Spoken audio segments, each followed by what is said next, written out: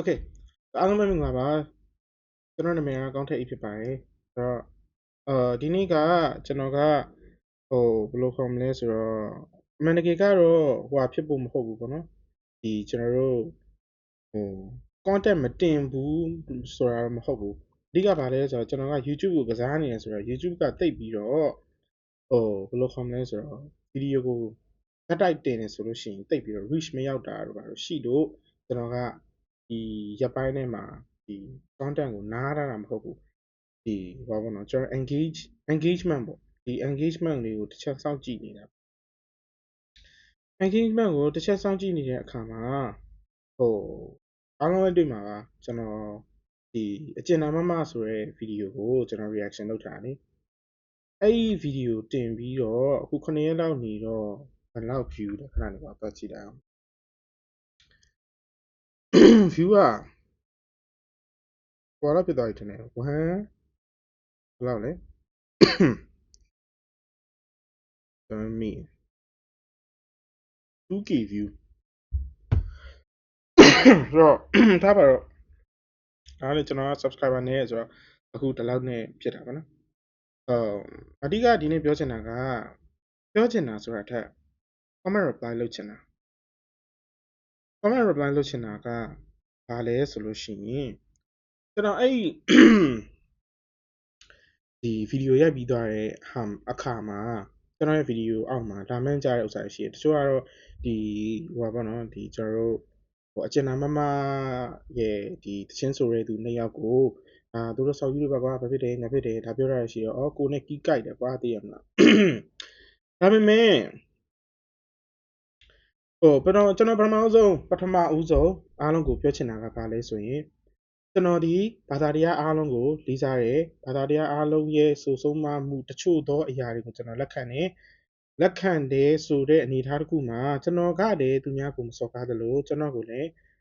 လာစော်ကားလို့ရှိရင်အခုလိုမျိုးဗီဒီယိုမျိုးနဲ့ reply ပြန်ခံရမယ်ဆိုတာကိုတစ်ချက်လောက်အောက်နောက်ထဲမှာထည့်ထားစီချင်ပါတယ်အဲ့တော့ကျွန်တော်ဘာပြောချင်တာလဲဆိုတော့ကျွန်တော်အဲ့ဗီဒီယိုအောက်မှာလာမှန်းကြတဲ့သူတွေရှိတယ်လာမှန်းကြတဲ့သူတွေထဲမှာမှဆိုတော့လာမှန်းကြတဲ့သူတွေကဘယ်လိုခေါ်မလဲဆိုတော့ခုနပြောသလိုပေါ့နော်ဒီတချင်းဆိုတဲ့သူတွေအောင်မကြိုက်လို့လာမှန်းကြတဲ့သူတွေရှိတယ်တချို့မန်နေကျွန်တော်ဖြတ်လိုက်တာရှိတယ်ဖြတ်လိုက်တယ်ဆိုတာကတခြားကြောင့်မဟုတ်ဘူးဘယ်လိုခေါ်မလဲဆိုတော့ကျွန်တော် character ပေါ့နော်အခုမှဒါဗီဒီယိုစလုပ်တာကွာစလုပ်တာဆိုတော့ဘူးမှလည်းဘယ်လိုခေါ်မလဲကိုယ့်ရဲ့ brand ကိုတည်ကျင်လို့ကိုယ့်ရဲ့ဟိုဟာကိုဘယ်လိုခေါ်မလဲဆိုတော့ personal brand ပေါ့နော် personal brand ကိုတည်ဆောက်နေတဲ့အခိုက်အတန့်ပေါ့ကွာဆိုတော့ပြောချင်တာကဘာလဲဆိုတော့ဘာသာတရားအားလုံးကိုလေးစားတယ်ဘာသာတရားအားလုံးကိုမယမ်းမဆက်ဖက်ဘူးဒါပေမဲ့ဒီနေ့မနက်မှာကျွန်တော် YouTube account တွေကိုကျွန်တော်ဝင်ကြည့်လိုက်တဲ့အခါမှာ comment တစ်ခုတွေ့တယ်ကျွန်တော်ဖတ်ပြပါမယ်အားလုံးလည်းသိသွားအောင်လို့ကျွန်တော်ဘာကြောင့်ဒီလိုမျိုးပြောနေလဲခိုင်းဆိုရင်ကျွန်တော်ဒီဗီဒီယိုရိုက်တဲ့အခါမျိုးမှာဆိုလို့ရှိရင်အားလုံးကိုပျော်ပျော်ရွှင်ရွှင်နဲ့နှုတ်ဆက်လေးရှိတယ်ဒီနေ့မှာတော့မျက်နှာတီထားရတဲ့အတွက်အားလုံးကိုတောင်းပန်ပါတယ်ပထမဆုံးအနေနဲ့ပြောချင်တယ်ဒါကျွန်တော် account yes ကျွန်တော် account ဒါမှမဟုတ် comment တွေတခုကိုဖတ်ပြမယ်နော်ဆိုပါလေဆိုတော့တင်ထေးတဲ့ EAF ဆိုရဲအကောင့်လာမှန်းထားတာတင်ဆက်တဲ့ကောင်ကတဲ့မင်းနဲ့ဘာဆိုင်လဲတဲ့ကလစုပ်ရဲ့တဲ့မနာလိုဝင်တူစိတ်ငယ်တိတ်မှာဂျိုးပေါက်နေပြီခွေးကလာရဲ့တဲ့ Okay အဲ့ဒါလေးကိုကျွန်တော် reply လုပ်ချင်တယ်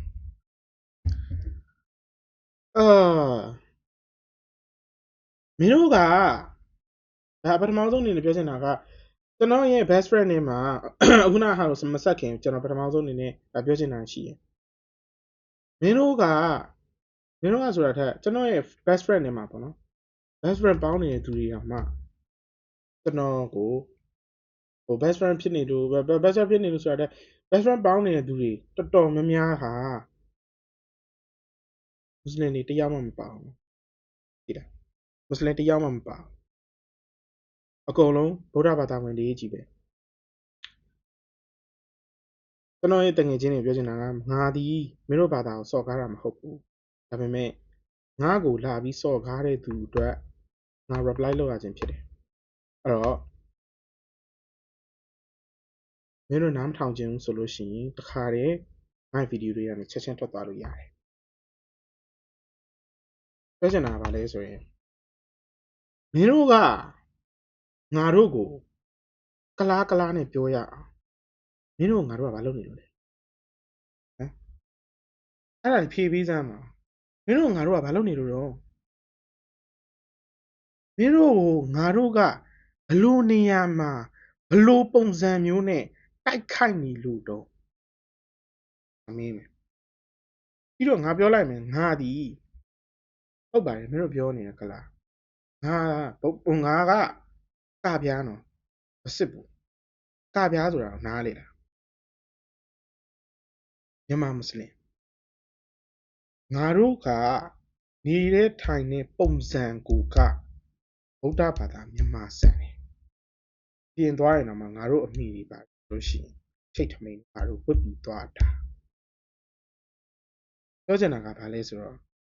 မင်းတို့ဘာသာကိုငါတို့ကဘာတွေစော်ကားနေလို့ဘာတွေဖင်ကျင်းနေရလဲဟမ်ဘာတွေဖင်ကျင်းနေရတော့မင်းတို့ကလားလို့ပြောနေရအောင်ငါတို့လုံနေတဲ့ပုံစံဒီကိုမင်းတို့လိုက်လုံနိုင်လို့လားဟမ်အဲ့ပါတော့တချို့ဗုဒ္ဓဘာသာဝင်တွေမနက်အစောကြီးထားတယ်သူတို့ဖျားဝတ်ပြုတယ်ဒါတချို့ဘယ်လိုခေါ်မလဲဒီ content creator ထဲမှာဆိုလို့ရှိရင်အကိုတယောက်မှာဦးလေးတယောက်ရှိတယ်သူဆိုမနက်9 နာရီထားတယ်စွန်းဟင်းချက်တယ်ဒါစွန်းဘယ်လိုခေါ်မလဲကိုရင်လေးလာလို့ရှိရင်စွန်းလောင်းတယ်โอเคဒါသူယုံကြည်ရသူလုပ်တာလေအဲ့တော့မင်းတို့မွေးနေ့ရောက်ရင်မင်းတို့တွေဖျားရှိခိုးတယ်နော်တရက်ကို2 ကြိမ်ဖျားရှိခိုးတယ်ဒါလူတိုင်းတော်တော်ပုံစံတစ်ခုငါသိတယ်ငါတို့တွေတရက်ကိုဖျား9 ကြိမ်ဝတ်ပြုရတယ်ဖျား9 ကြိမ်ဝတ်ပြုရတယ်နော်မနက်နေမထုတ်ခင်တစ်ချိန်နေခင်း7 နာရီခွဲကျော်1 နာရီထားပါတော့မြန်မာအချိန်ဆိုရင်ငါမသိဘူး1 နာရီ 15 1 နာရီခွဲလောက်ဖြစ်မယ်အဲ့ချိန်တစ်ချိန်ညနေ4 နာရီခွဲ5 နာရီတစ်ချိန်နော်6 နာရီခွဲ9 နာရီတစ်ချိန်ပြီးရင်နောက်တစ်ခုရှိသေးတယ်9 နာရီခွဲကျော်8 နာရီတစ်ချိန်9 ချိန်ဝတ်ပြုရတယ်ဆိုတော့ဘာလို့လုပ်တယ်လို့မင်းတို့လိုက်လုပ်နိုင်လားမေးမယ်နောက်တစ်ခုကဘာလဲဆိုရင်မင်းတို့ကကလားလို့ခွေးကလားလို့ပြောအောင်မင်းတို့ကလားတွေကဘာတက်လုပ်နေလို့တော့ဟမ်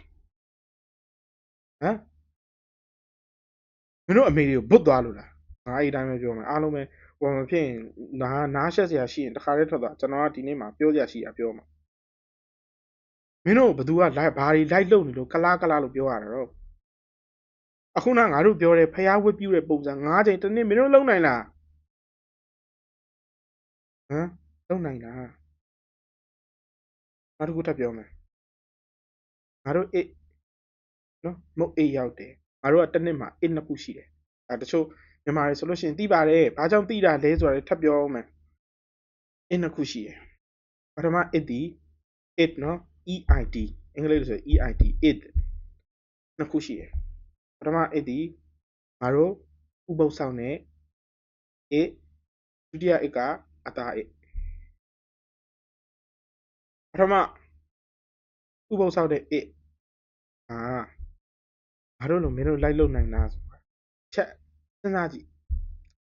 နော်ငါတို့ဒီမနက်4 နာရီခွဲ5 နာရီ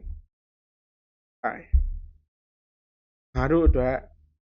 ဆယ်ဒီစားတဲ့အချိန်လို့ခေါ်တယ်။ဆက်ပြောမယ်နော်။ဆယ်ဒီစားတဲ့အချိန်လို့ခေါ်တယ်။ဆယ်ဒီစားတဲ့အချိန်မှာငါတို့ဒီတစ်နေ့တာ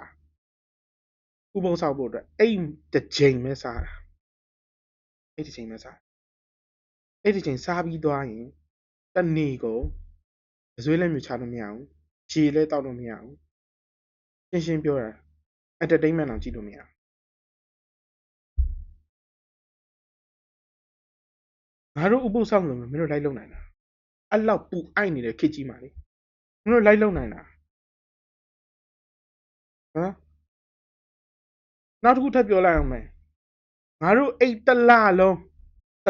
နော်ငါတို့ဥပုသ်ဆောင်တယ်အဲ့ချိန်ကျရင်မွတ်စလင်လူမျိုးတွေအတွက်ဆိုပြီးတော့ညနေဝါဖြေချိန်ဆိုတာရှိတယ်နော်ညနေဝါဖြေချိန်မှာမင်းတို့ငါတို့ရဲ့ကလတ်တန်းမှာမုတ်တီလာဝဲတာဘယ်သူလဲစောက်ရှက်မရှိပဲနဲ့ဟ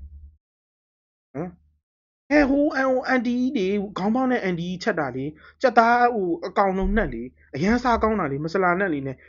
သမီးတို့တော့မချက်တတ်ဘူးကျမတို့တော့မချက်တတ်ဘူးဆိုပြီးတော့ဘယ်သူဈေးကြီးပေးပြီးဝယ်စားတာတော့ဟမ်ဘယ်သူဈေးကြီးပေးပြီးဝယ်စားတာတော့စောက်ရှက်မရှိပဲနဲ့ငါတို့ကလားကြီးချက်တာဟမ်မင်းတို့ချက်တဲ့ရင်ချက်လေငါပြောတာချက်ပြီးတော့ပြောလိုက်အောင်မယ်တစ်လားလုံးပြီးသွားပြီငါတို့အင်းနေရောက်လာတယ်မြန်မာတွေဆောက်ရှက်မရှိပဲနဲ့ကလားတွေအိမ်မှာစမိုင်စားခြင်းနဲ့ဆိုဘယ်သူဆောက်ရှက်မရှိပဲနဲ့လိုက်တောင်းတာတော့ဟမ်ဘယ်သူဆောက်ရှက်မရှိပဲနဲ့လိုက်တောင်းတာတော့အမေးမယ်အဲ့ချက်တဲ့ဆိုချက်လေဟမ်ငါမေး online food ရောင်းတယ်မွတ်စလင်နော်ပြပြမယ်မွတ်စလင် master chef ပြိုင်ပွဲဝင်တယောက်ကငါတို့အမေစီကနေပြီးတော့စမိုင်ဝယ်စားတယ်သူချမချက်တက်လို့တဲ့ကဲအဲ့ဒါဘယ်လိုလုပ်ဟမ်အဲ့ဒါဘယ်လိုလုပ်မလဲမင်းတို့လုံနိုင်တယ်ဆိုလုံကြလေဘာလို့ကလားရီစီမှာလာတောင်းစားတာတော့နောက်တစ်ခုထပ်ပြောမယ်ငါတို့အသားငါအခု2022တုန်းကနောက်ဆုံးကြုံခဲ့ရတာငါကိုယ်တိုင်သွားတဲ့အချိန်မှာနော်အသားလုတ်တယ်နော်ငါတို့ရဲ့ထုံးတန်းစင်လာရဟလာအသားလုတ်တယ်နည်းနည်းဖြစ်တယ်โอเคဗုဒ္ဓဘာသာရေးအနေနဲ့ဒါဒီသူများတက်တာဟိုမဖြစ်ဘူးဒါမဖြစ်ဘူးလက်ခံနေတာသူတို့ရဲ့ပုံစံတစ်ခုရငါတို့ပြောတာဒါပေမဲ့ငါတို့ကအဲ့ဒါလုပ်ရင်ကုသိုလ်ရတယ်ဘာကြောင့်လဲငါတို့ရဲ့စံစာထဲမှာရှိတယ်ဒါဒီငါတို့ကသူအသားဟိုဘယ်လိုခေါ်မလဲဆိုတာတက်သူများအသက်ဟိုကိုယ့်ရဲ့ဒီဥစ္စာတစ်ခုကိုတည်ချင်းဆိုတဲ့အနေနဲ့ငါတို့လောက်တာဒါဒီငါတို့အတွက်ဟိုဘယ်လိုခေါ်မလဲဆိုတော့ကျင့်စဉ်တစ်ခုဆိုတာထက်ကလုပ်နေကြတမယိုးကြပုံစံတစ်ခုဖြစ်နေပြီ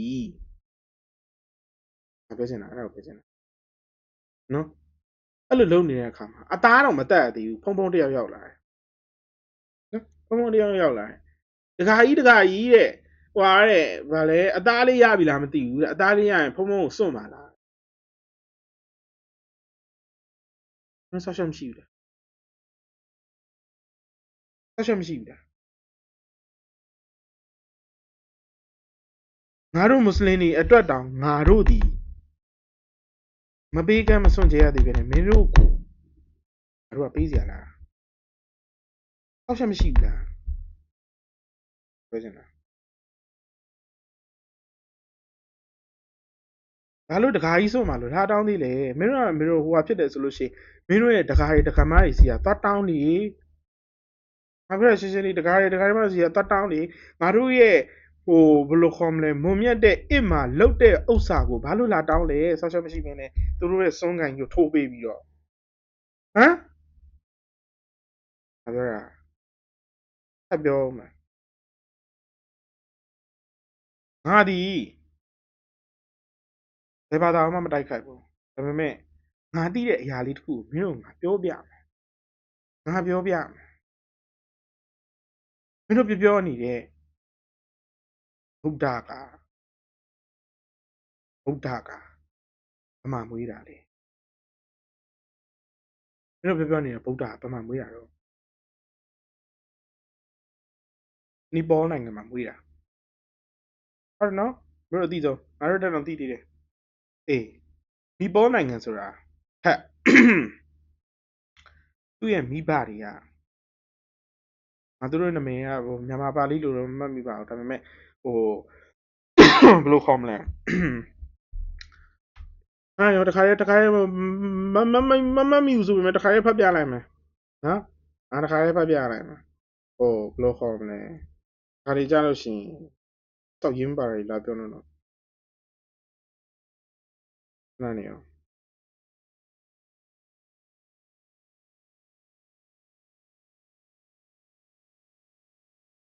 သုတ်တော်တနမင်းနော်ဟုတ်တယ်နော်သုတ်တော်တနမင်းနဲ့မာယာ TV မြန်မာလိုမင်းတို့ချီးတာအမှန်တကယ်အဲ့ဒါဒီမင်းတို့နာမည်အစ်စ်မဟုတ်ဘူးဟိန္ဒူလူမျိုးတွေဟိန္ဒူဘာသာဝင်တွေဘယ်လိုလုပ်အဲ့နာမည်ကြီးကောက်ပေးလိုက်တာစဉ်းစားဖို့ဟုတ်တယ်မလားအဲ့တော့ပြောချင်တာကဘာလဲဆိုတော့မင်းတို့ပြောနေတယ်ဗုဒ္ဓအဲ့ဒါဖះမဟုတ်ဘူး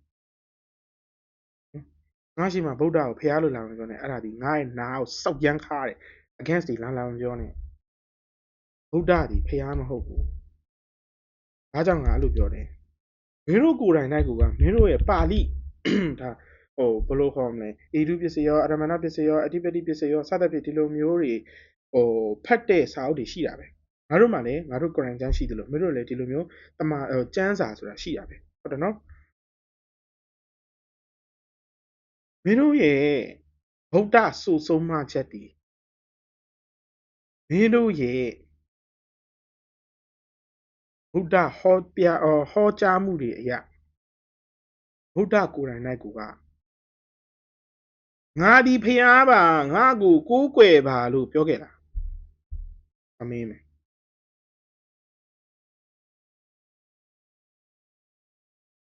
အကယ်၍ငါဒီဖျားပါငါကိုကိုးကွယ်ပါလို့ပြောရင်ငါအခုချိန်မှာချက်ချင်းတော့မင်းတို့ရှိမှလည်းငါဝတ်သားစားပြမယ်ကွာချက်ချင်းဗုဒ္ဓဘာသာဝင်ငါပြောင်းမယ်ဟုတ်ပြီနော်ဆက်ပြောလိုက်အောင် Buddha is not God နော် Buddha is testament သူတော်စင်လို့ပြောရင်လက်ခံတယ်။ဘာကြောင့်လဲခရစ်ယာန်ယေရှုသူကိုယ်တိုင်၌ကလည်းငါသည်ဖျားပါငါသည် God ပါလို့ testament လို့ပြောရင်ငါလက်ခံတယ်ငါပြောတာမှားတယ်ဆိုတာရှိခဲ့ရင်ငါ့ကိုထောက်ပြစမ်းပါငါ့ကိုထောက်ပြစမ်းပါနော်အင်တာနက်ခေတ်ကြီးရောက်နေပြီပြောချင်တာအင်တာနက်ခေတ်ရောက်နေပြီ2025ကုန်တော့မယ်2026ရောက်တော့မယ်နည်းနည်းပါလူအသိစိတ်တက်လေးပါတယ်မွေးအောင်နော်လူလိုနားလေကြအောင်အင်တာနက်ခေတ်မင်းတို့ပြောချင်တိုင်းပြောလို့ရအောင်ဒါသည်မင်းမဲ့တိုင်းပြည်မဟုတ်ဘူးသဘောပေါက်တယ်နော်မင်းမဲ့တိုင်းပြည်မဟုတ်ဘူးငါဗီဒီယိုမကြည့်ကြော်သွားတယ်မင်းတို့ဘာပြောနေလို့လဲကြော်သွားလေအားရလာမမန့်နဲ့ YouTube မနေ့တနေ့မှကောက်သုံးတဲ့ကောင်တွေဆိုမှစောက်ရမ်းသိတာနော်ငါ subscriber တွေထဲမှာငါ့ကိုတကယ်အားပေးတဲ့သူတွေရှိသလိုငါ့ကို hate ပြောချင်လို့တက်တက်မဲ့စောင့်ကြည့်နေတဲ့ subscriber တွေပဲရှိတယ်ဆိုတာငါသိတယ် okay ပြောချင်တာကဘာလဲဆိုတော့ကိုเจ้าကိုသိကွာအသိမပြောချင်ကိုเจ้าကိုသိ okay ဘာကြောင့်လဲဆိုတော့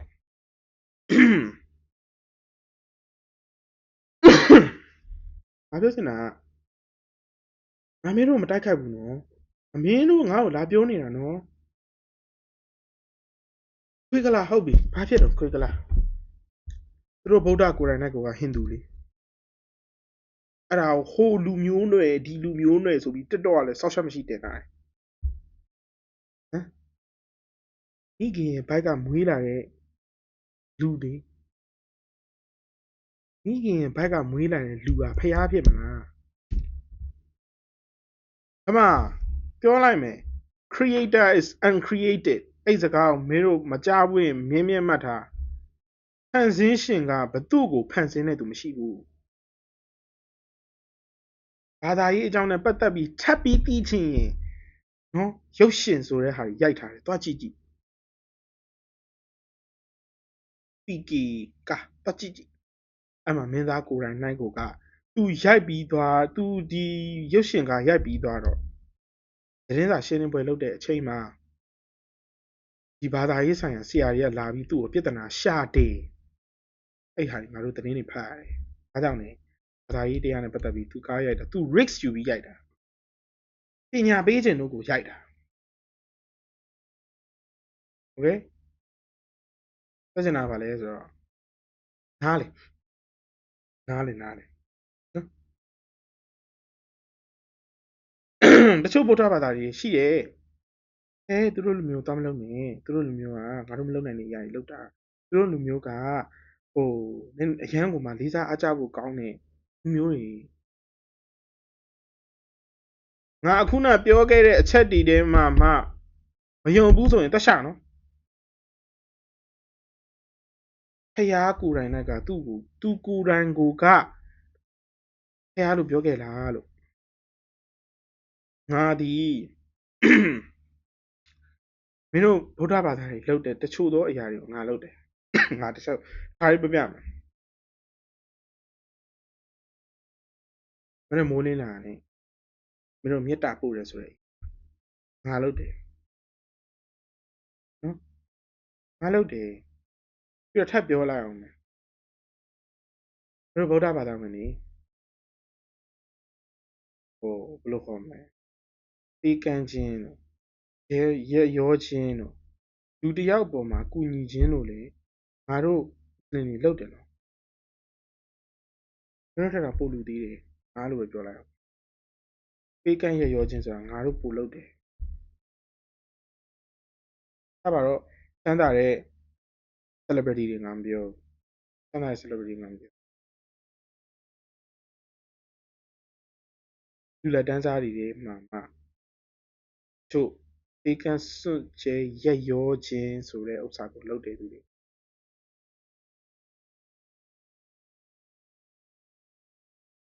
ဆိုတော့ပြောချင်တာကဘာလဲဆိုရင်ထပ်ပြောမယ်ကိုအကြောင်းကိုအင်တာနက်ခေတ်ကြီးမှာအကြောင်းအရာတစ်ခုကိုသိချင်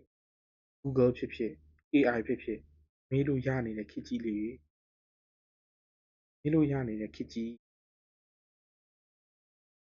သိပ်ပြီးတော့စောက်ဆရာကြီးလာမလုံးနဲ့သိပ်ပြီးစောက်ဆရာကြီးလာမလုံးထပ်ပြောလိုက်အောင်နော်မွတ်စလင်တွေကစော့ကြည့်တယ်ဆိုတာမင်းတို့ကြားဘူးလားကြားဘူးလားအားကြည့်လိုက်အမျက်မှန်ချုပ်ပြမယ်အားကြည့်လိုက်မျက်ခုံးကိုကြည့်လိုက်နော်မင်းတို့ဗုဒ္ဓဘာသာဝင်တွေထဲမှာငါတို့လိုမျက်ခုံးကောင်းတဲ့ကောင်လူလက်တန်းသားထဲမှာနော်မြန်မာဒီ celebrity ငါပြော celebrity တချို့တွေပြင်ထားရရှိတယ်မကြည့်လိုက်မျက်ခုံးကိုကြည့်လိုက်ဇင်ရောင်မျက်ခုံးဆိုတာကြားဘူးလားဇင်ရောင်မျက်ခုံးတော့ပြုတ်ကုန်ပြီဇင်ရောင်မျက်လုံးမရှိတယ်မျက်ခုံးမရှိရင်တစ်ခါတည်းမှတ်ထားလိုက်အမမျက်ခုံးကိုကြည့်လိုက်တွေ့ဘူးလားအဲ့လိုမျိုးမျက်လုံးကိုကြည့်လိုက်တစ်ခါတည်းကြည့်လိုက်နော်သေတောင်ကောင်းမယ်သဘောပေါက်လားဒုတိယကိုဝေဖန်ခြင်းနဲ့ဆိုရင်ကိုယ်တိုင်၌ကဘယ်လောက်ထိပြည့်စုံနေလို့လဲဆိုတာမင်းတို့ရင်စဉ်းစားလိုက်မင်းတို့ရင်သုံးဖြတ်လိုက်ဟုတ်မကြည့်လိုက်မင်းတို့ငါအခုလက်ညှိုးထိုးနေနော်ဟုတ်တယ်နော်မကြည့်လိုက်ကိုရီကိုလက်ဘယ်နှချောင်းပြန်ထိုးတယ်လက်3ချောင်း or maybe 4ချောင်းပြန်ထိုးတယ်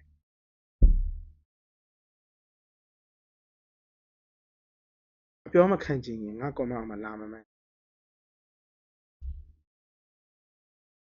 ငါကိုယ်တိုင်၌ကိုကအခုအချိန်မှာငါဒီငါရဲ့ media team မရှိသေးလို့ငါရဲ့ page ကိုကင်တဲ့ admin ကလည်းငါကိုယ်တိုင်ပဲ Facebook ကော YouTube ကောသိပ်ပြီးတော့စောက်ဆရာကြီးထားနဲ့ခွေးကလာလို့လာပြောရအောင်မင်းတို့ကိုငါတို့ကလားတွေကလာပြီးတော့တက်လုံနေလို့လားလာဘူးနေလို့လားဟမ်အောက်ကြီးမပါတာဒီလာပြောနေတာတို့ကလားတွေပဲငါတို့အင်းနေကြလို့ရှိရင်အမဲသားလာတောင်းတာဆောက်ချက်မရှိဘူးလားဟမ်ဟဲ့မဆလာလေးနဲ့ချက်တာလी သူတို့ချက်တာအရန်စားကောင်းနေတယ်ဆိုပြီးတော့နှက်ခမ်းတော်နဲ့လာတောင်းတော့ဘသူတွေတော့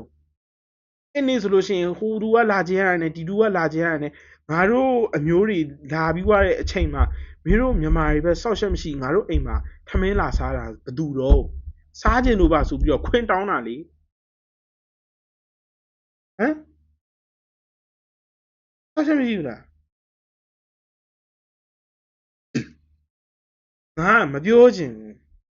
နော်ဗီဒီယိုတွေမတင်ဘူးဆိုတာကငါအားနေတယ်တမင်သက်သက်မတင်တာနော်ငါ engagement ရအောင်ငါ attention ရအောင်ဆိုတာထက်သူ့ရဲ့ progress တခုနော် reach ရောက်ပါစေဆိုပြီးတော့ဗီဒီယိုတွေလွှတ်ထားတာငါမှလေ podcast ရိုက်ဖို့အတွက် content idea တွေငါစာအုပ်ထဲမှာရေးထားတာတန်းစီနေ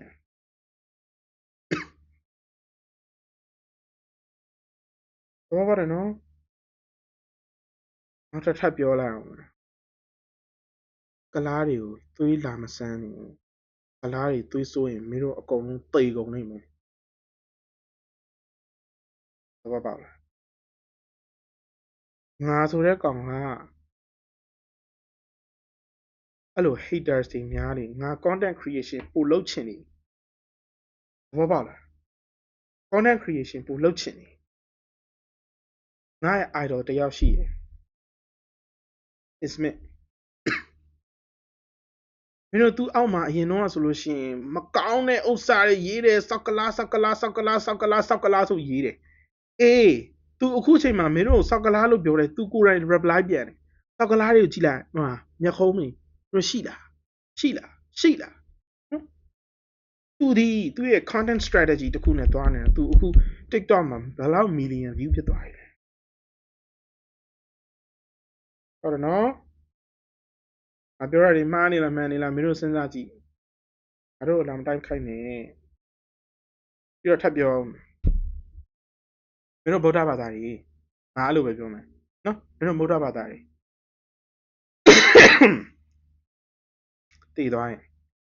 အလောင်း9ရက်9တီထားရတယ်ပြီးရင်တချို့တွေကမီးနဲ့မြှိုက်ကြတယ်လေတခါတည်းပြအိုးရအောင်လို့ဟုတ်တယ်နော်တချို့တွေကဘာလုပ်လဲဂျိုးတယ်မင်းတို့တွေမတူဂျိုခင်တော့ကြာသမျှအမြယူတော်မူကြပါကုန်တော့တာဒူလုပ်တယ်လေဟေးအချိန်ကြရင်မင်းတို့ဘာလို့ပြန်လာ6တယ်အဲ့ဒါဖြည့်စမ်းပါဘာကြောင့်လာ6လဲထပ်ပြောမယ်နော်ငါတို့မွတ်စလင်ကတည်သွားရင်မင်းတို့တည်သွားတဲ့အချိန်ဘယ်လောက်ထိတန့်ရှင်းလဲဆိုတဲ့ဥစ္စာကိုငါပြောပြမယ်တည်သွားတဲ့အချိန်ငါတို့ဒီအမှန်နှစ်ခုစိုက်တယ်အီဂျိုးနဲ့ထားပါတော့ကျိုးတစ်ခုရှိရပေါ့ကွာငါအီဂျိုးမမှတ်မိတော့နော်ညနာတစ်ခုတော့ကိုကြည့်လိုက်တယ်ဒီမှာနှစ်ခုကိုကြည့်လိုက်တယ်ပြီးသွားရင်ဒီနေ့လို့ညတည်ရင်နောက်နေ့လို့မနက်ချပြီနေချပြီဒါပေမဲ့မင်းတို့လိုမျိုးဟိုစားတက်ရဲ့ဟိုအဖြစ်တရားဖြစ်ပြီးတော့ရမ်းတကြိုးလိုက်တာမဟုတ်ဘူးအခုလုံးမရှိတဲ့ကောင်းတဲ့အမွေရောမကောင်းတဲ့အမွေရောအကုန်ရိတ်ပစ်တာကောင်းတဲ့အမွေရောမကောင်းတဲ့အမွေရောအကုန်ရိတ်ပစ်တာခန္ဓာကိုယ်မှာဘာအမွေတစ်စက်မှမရှိတာတန်ရှင်းသောအမွေပဲဖြစ်ဖြစ်မတန်ရှင်းတဲ့အမွေပဲဖြစ်ဖြစ်နော်ငါအပေါ်မင်းအမွေတော့ငါမပြောဘူးနော်ငါတန်ရှင်းတဲ့အမွေမတန်ရှင်းတဲ့အမွေတော့ငါစကားလုံးသုံးတယ်ရိတ်တယ်လက်သေးမထားပြီးရင်ရေချိုးပြီးတယ်မင်းတို့လှုပ်လားနော်ဘိုးမသားတွေမင်းတို့လှုပ်လားလက်သေးတွေညှက်တယ်ညှက်ဖြပလိုက်တယ်ငါတို့တွေတကိုယ်လုံးကိုဘာဖြစ်လဲရေချယ်အေးနဲ့ရေချိုးရင်နွေးလေးနဲ့ချိုးတဲ့အခါလည်းရှိတယ်လို့ရေချယ်အေးနဲ့ချိုးတာလည်းရှိတယ်ဟုတ်တယ်နော်ပြီးသွားရင်မင်းတို့တွေတချိုးတာနဲ့ငါတို့မတူဘူးဆိုတာအဲ့ဒါနော်ငါတို့တွေလူလောကကိုရောက်လာတဲ့အခါမှာငါတို့ဘိုက်ထဲမှာဥထဲမှာဘာမှမရှိရှင်းဟုတ်တယ်နော်အခုငါတို့တည်တဲ့အချိန်မှာလေ ငါတို့ရဲ့ယုံကြည်ချက်တစ်ခုကဘာလဲဆိုရင်ငါတို့တည်တဲ့အချိန်မှာလည်းငါတို့ဒီဘာမှမရှိဘဲနဲ့ပြန်သွားမယ်ဖေအားစီငါတို့လူတယောက်တည်သွားပြီလို့အတန်ကြားရတယ်ငါတို့ပြောတဲ့စကားတစ်ခုရှိတယ်အင်နာလလာဝအင်နာလလာရာဂျီငါတို့ရဲ့ခန္ဓာကိုယ်ငါတို့မပိုင်ဘုရားသခင်ကပိုင်တည်ဖြစ်တယ်လူတယောက်တည်တယ်ဆိုတဲ့သတင်းကိုကြားရတယ်အဲ့စကား impact နော်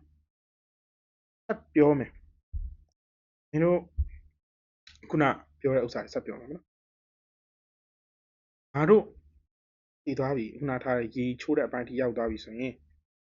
ခန္ဓာကိုယ်အပေါ်ပိုင်းကိုတယောက်ကင်တယ်ခန္ဓာကိုယ်အောက်ပိုင်းကိုတယောက်ကင်တယ်ငါအဲ့ဒါဘာကြောင့်တည်တယ်ဆိုတော့ငါရဲ့အဖေအမေကိုကိုရိုင်းနိုင်ကတွတ်ပြမှုတယ်လူတွေရှိတယ်ဒီလူတွေရှိတယ်ဆိုငါတို့အပေါ်ပိုင်းကိုတန်ရှင်းလုပ်တဲ့သူကတရားအောက်ပိုင်းကိုတန်ရှင်းလုပ်တဲ့သူကတရားမင်းကလေးဖြစ်ဖြစ်ယောက်ျားလေးဖြစ်ဖြစ်လုပ်လို့ရတယ်လုပ်တဲ့အခါမျိုးကလည်းတန်ရှင်းတရက်ဆိုတာတက်ရရက်လုပ်တယ်ပြီးတော့ငါတို့မွေးလာတဲ့အချိန်တုန်းကငါတို့ကိုပတ်တာငါတို့ခန္ဓာကိုယ်ပတ်တယ်လေပါပါတယ်ဟိုလိုမျိုးအဖြူအောင်ဝတ်တင်တယ်လေကွာထားပါတော့အဲ့ဒါငါမသိတော့ဘူးညီမတို့ပြောချင်တာကဘာလဲဆိုတော့ငါတို့တည်သွားတဲ့အချိန်မှာလေကဖန်ထုတ်ဆိုတာရှိတယ်အရင်တော့2019 18တုန်းကတော့မှ2သိန်းကို3သိန်းကို2သိန်းခစ်အခုတော့ပို့ဆိုတာပေါ့နော်3သိန်းကို4သိန်း5သိန်း6သိန်းအဲ့လိုတော့ရှိမယ်ထင်တာပဲအဲ့ဒါမသိဆိုတော့ပြောချင်တာကဘာလဲဆိုတော့အဲ့လိုမျိုးလုပ်ပြီးတော့မှလုပ်တချိုးတာတချိုးတဲ့အခါမှာဆိုလို့ရှိရင်အဖေတီဥမာထားပါတော့အဖေတီသွားတယ်မိသားစုတစ်ခုရဲ့အဖေတီသွားတယ်သူ့ရဲ့သားကိုယ်တိုင်နေချပေးရတာငါတို့တခါတည်းငါတို့ရဲ့ကျမ်းစာထဲမှာရှိတဲ့ဘာသာတွေရွတ်ပြီးတော့သူ့ရဲ့ဝိညာဉ်မှာထည့်မြုပ်တာသဘောပေါက်လားငါတို့ရဲ့နဲ့မှာတရေဆိုတာမရှိငါတို့ထပ်ပြောမယ်နော်ငါတို့ရဲ့မွတ်စလင်မှာတရေဆိုတာမရှိဘူးအိမ်မက်ပေးတာရှိတယ်အခါအိမ်မက်ပေးတာရှိတယ်ဒါကလည်းအိမ်မက်ပေးတယ်ဆိုတာကလည်းတခြားတော့မဟုတ်ဘူးအကယ်ဘယ်လိုခေါ်မလဲအိမ်မက်ပေးခံရတဲ့သူကအရန်ကိုမိသားစုဝင်တယောက်ကိုဆွဲလန်းနေလို့လားဒါမှမဟုတ်ရင်ဘယ်လိုခေါ်မလဲဟိုဟာဖြစ်နေလို့လားပေါ့နော်အဲ့တည်သွားတဲ့သူကအိမ်မက်ပေးခြင်းလို့လားပေါ့ဒါတွေတော့ငါတို့ရှိဒါတွေတော့ငါတို့ယုံတယ်ပေါ့နော်ဒါပေမဲ့ငါတို့ရဲ့မွတ်စလင်မှာအရေးဆိုတာမရှိဘူးသဘောပေါက်လားစဉ်းစားကြည့်မင်းတို့တွေကဗုဒ္ဓဘာသာကိုဖျားလို့ကိုးကွယ်တယ်ငါတို့က testament လို့ယုံကြည်တယ်အဲ့ချိန်မှာထပ်ပြီးတော့ငါ့ကိုလားငါထင်တယ်ငါ့ကိုဒီဗီဒီယိုတင်ပြီးသွားရင်တော့မှထပ်ပြီးတော့ဆဲကြမဲ့သူတွေရှိအောင်မယ်ဆိုတာငါထင်တယ်ဒါပေမဲ့ငါထပ်ပြောမယ်နော်မင်းတို့ဆဲသည်ဖြစ်စေမဆဲသည်ဖြစ်စေငါရဲ့ content creation journey ကမပြီးသေးဘူးငါဆက်လုပ်နေအောင်မှာငါထပ်ပြီးတော့ဗီဒီယိုတွေတင်နေအောင်မှာထပ်ပြီးတော့ reaction ဗီဒီယိုတွေရိုက်နေအောင်မှာမင်းတို့ကြိုက်သည်ဖြစ်စေမကြိုက်သည်ဖြစ်စေပြောချင်တာတခုကဘာလဲသိလား fuck off okay fuck off လို့ပြောချင်တာသဘောပေါက်လားနော်မင်းတို့လာပြီးပြောလိုက်တဲ့သူကဒီလိုမျိုးလူလားဆိုတာဘယ်တော့အုံနောက်ကြီးရထည့်လာလားသိပြီးတော့စောက်စကားပုံငါမပြောတော့ငါဒီလူတယောက်ပေါ်မှာစေတနာကောင်းတယ်ဆိုရင်စတရားကောင်းတယ်မရိုင်းတယ်ဆိုရင်သူများထက်အစတရားရိုင်းတတ်တယ်ဆက်ပြောနိုင်မယ်မွတ်စလင်တွေသွေးဆိုးရင်မင်းတို့ထက်ပိုဆိုးတယ်နော်ငါမင်းတို့ချင်းချောက်နေတာမဟုတ်ဘူးငါ comment reply လုပ်ပေးနေတာဆိုတော့ငါပြောချင်တဲ့ဥစ္စာမင်းသဘောပေါက်မယ်ထင်တယ်ထပ်ပြီးတော့လာပြောရင်လည်းငါဒီလိုမျိုး comment reply ဗီဒီယိုတွေထပ်လုပ်မှာနော်သဘောပေါက်လားငါအတွက်ဗီဒီယိုတစ်ပုတ်ရိုက်ရတာတိတ်ပြီးတော့ချိန်ကြာတာမဟုတ်ဘူး content ရှိရင်ရတယ်အေးစစ်စစ်ပဲ okay ဆိုတော့အသိပြီးတော့များစားရင်ပြောချင်တော့ဘူးငါပြောချင်တဲ့ဥစ္စာတွေအကောင်လုံးလည်းပါသွားပြီဆိုတော့